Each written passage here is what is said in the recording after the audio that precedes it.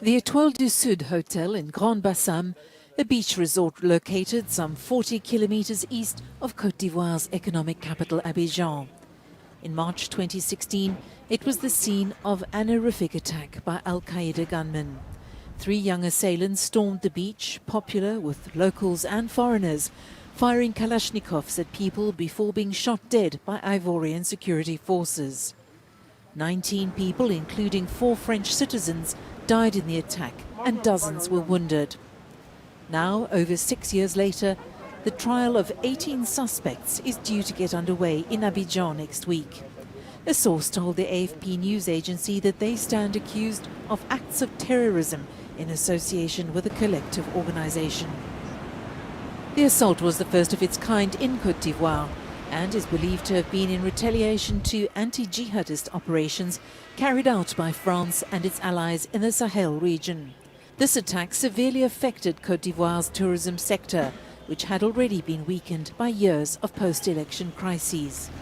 The trial is expected to run until the 22nd of December.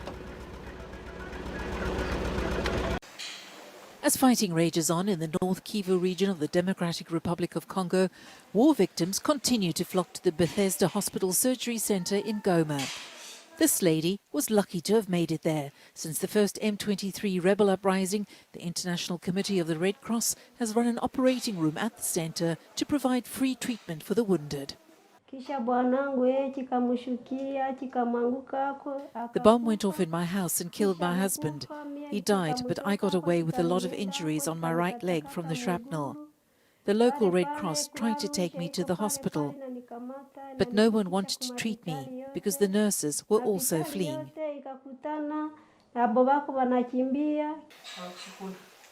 As Faraha recovers from her injuries, she's dealing not only with the death of her husband, but has to worry about the future of her 2 small children born at the hospital.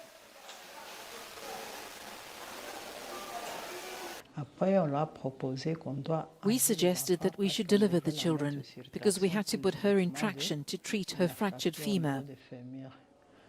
When I spoke with her, she was already aware that her husband had died in the incident, but what remained was her great strength, or perhaps her great concern for her children, the fate of her children. 9 people have been treated at the centre in the past few weeks, but the Red Cross says most of the wounded remain stranded in combat zones. Even if they're injured, I don't think they're going to have access to healthcare at the moment. So we may have a lot of injured once the conflict settles down, or if there's a humanitarian corridor that opens for the injured to get here. We will probably have many wounded here. With tens of thousands of people displaced by fighting between the M23 militia and government troops, the East African community is engaged in efforts to restore peace and security in the eastern DRC, plagued by decades of war. More aid has arrived in Ethiopia's Tigray region following the signing of a truce earlier this month, calling for unhindered humanitarian access to the war-torn northern region. Officials say 14 humanitarian aid trucks arrived Sunday, including several carrying badly needed fuel and food aid from the UN's World Food Programme. However, one of the Catholic missionaries in the region said hospitals were yet to be receiving adequate medicine supplies. If this is continued, I think that it is very good. But this seems to be the first step. Medicines also, the hospital says that it is not yet enough. Tigray is in the grip of a dire humanitarian crisis, the result of 2 years of restrictions in aid. These restrictions prompted a UN panel of experts to conclude that Ethiopia's government probably used starvation as a method of warfare against the region. Fighting that erupted in August after months of a lull displaced 500,000 people in northwestern Tigray alone, according to a document by Tigray's Regional Emergency Coordination Centre. He's a legend in Moroccan football. Former striker Abdelkrim Merry, or Krimau as he's known, played for his country's dream team in Mexico in 1986. He scored one of the 3 goals against Portugal in a win that took the Atlas Lions to the second round, the first African and Arab team to do so.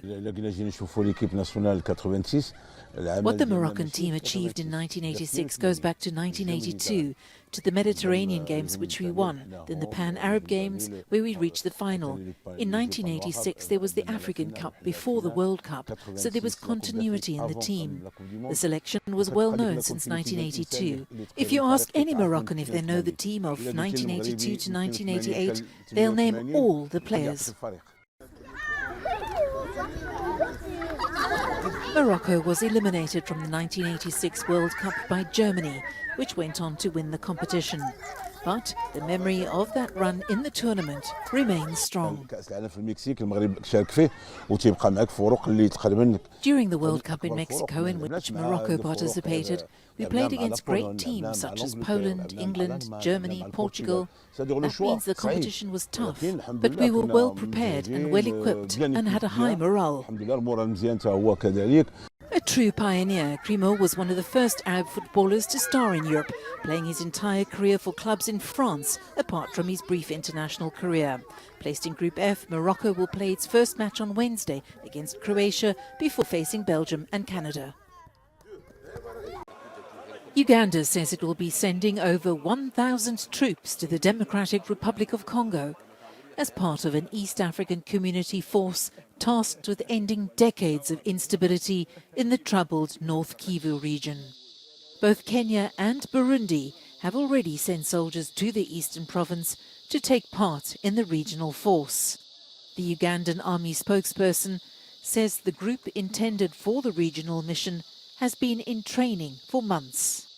Despite hosting one of the United Nations' largest peacekeeping forces, more than 120 armed groups continue to operate across large swathes of eastern Congo. This includes the M23 rebels, which launched a major offensive this year that has seen tens of thousands of people displaced by the fighting. Uganda's involvement in the regional force has been opposed by some activist groups and officials because of Kampala's role in Congo's bloody civil wars. It recently paid the DRC a first installment of $65 million in compensation for losses caused by Ugandan troops occupying Congolese territory in the 1990s.